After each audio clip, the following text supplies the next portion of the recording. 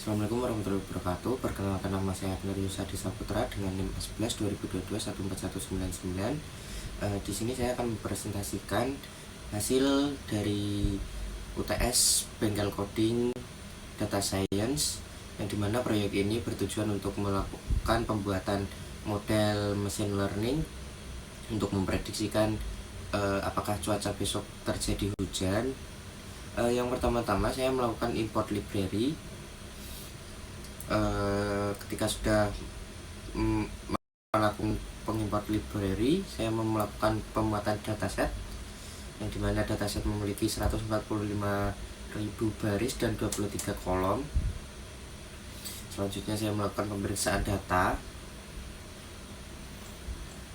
Untuk hasilnya sendiri bisa kita lihat, untuk data kosongnya atau missing value-nya terdapat banyak sekali.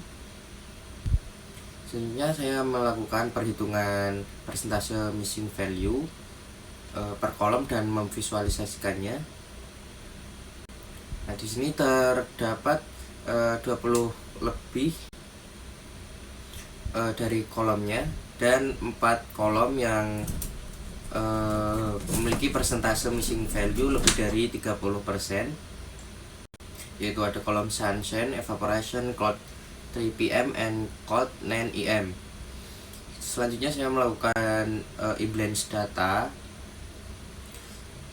Di sini saya memvisualisasikannya.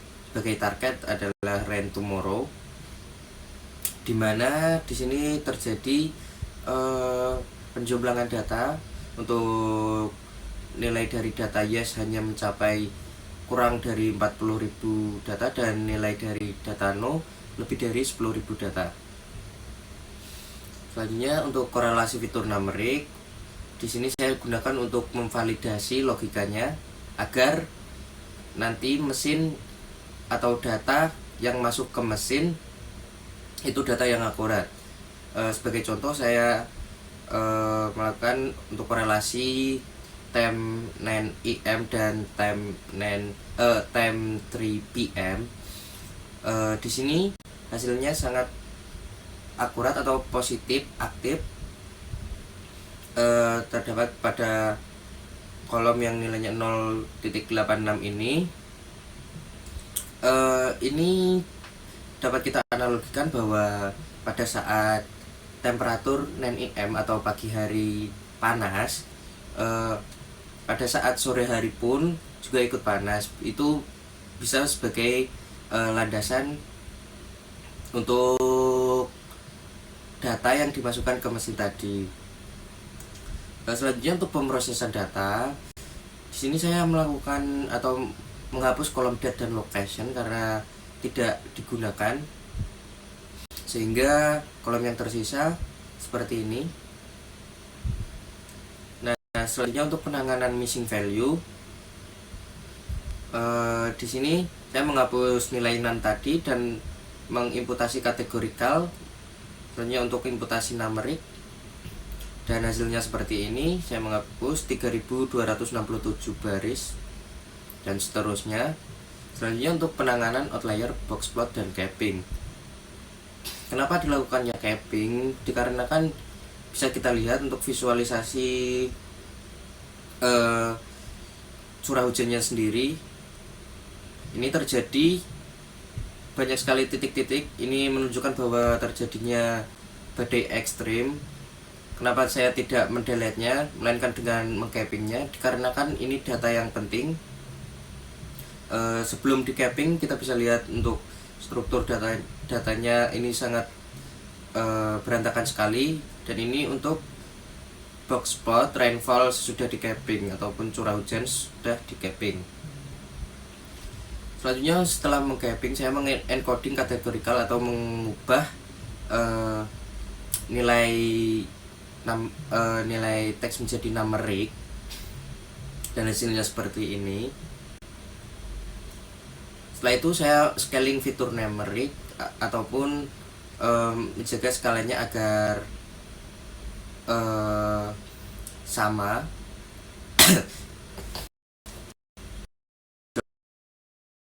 Lanjut cek data, dan bisa kita lihat untuk data X fitur dan Y target sudah bersih dan siap untuk pemodelan.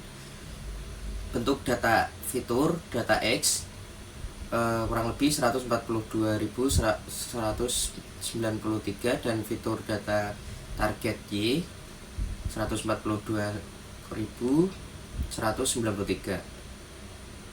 Selanjutnya saya melakukan import library model untuk data split. Untuk data split sendiri saya melakukan jadi 4 untuk X-trend dan X-test dan Y-trend dan Y-test. Hasilnya seperti ini. Selanjutnya untuk pemodelan awal saya melakukan menggunakan klasifikasi logistic regression,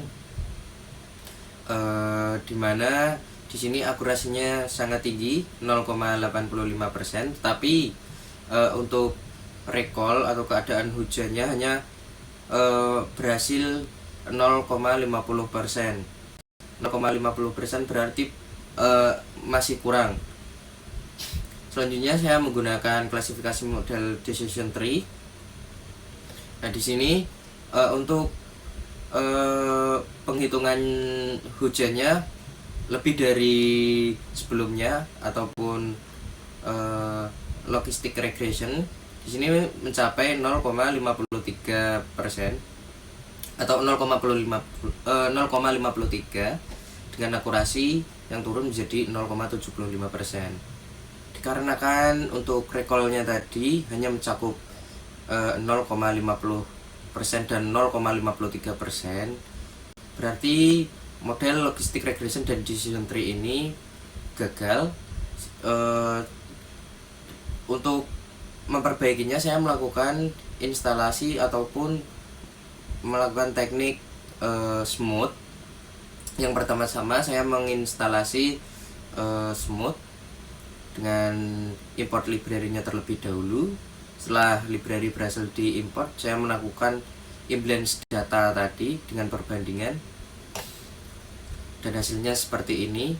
Ini untuk pertandingan sebelum imbalance data sebelum dilakukannya smooth, dan ini perbandingan setelah dilakukannya smooth. Dapat kita lihat untuk tabel 0 dan tabel 1 sebelum di smooth dan sesudah di smooth, bisa kita, dan hasilnya kurang lebih seperti ini. Selanjutnya untuk pemodelan ulang logistic regression, di sini saya melakukan pemodelan ulang logistic regression dengan ini tadi untuk imbalance data tadi, datanya yang telah di imbalance tadi. Nah, di sini untuk akurasinya sendiri mencapai 0,52 dengan recallnya 0,65, berbanding terbalik dengan data sebelum di smooth tadi yang hanya mencapai 0,50. Selanjutnya untuk pemodelan ulang decision tree, di sini meningkat lagi, yang sebelumnya 0,53 di sini sampai 0,54. Nah, untuk yang terakhir untuk evaluasi sampling atau perbandingan F1 score. Nah, ini untuk logistic regression sebelum di smooth 0,59 dan ini perbandingan setelah di smooth 0,61. Jadi peningkatan F1 score-nya lebih dari 0,02. Untuk fitur selection sendiri, kita mengambil model decision tree yang sudah dilatih menggunakan data smooth tadi, mengambil nama-nama fitur dari data X.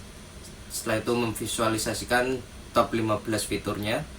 Nah, untuk hasil dari visualisasi di sini terlihat untuk yang paling tinggi yaitu humidity 3 pm, atau yang dapat dijelaskan bahwa kelembapan 3 sore hari. Nah, kita analogikan berarti untuk menentukannya apabila terjadi kelembapan atau hujan pada saat sore hari, besoknya berarti akan terjadi hujan pula.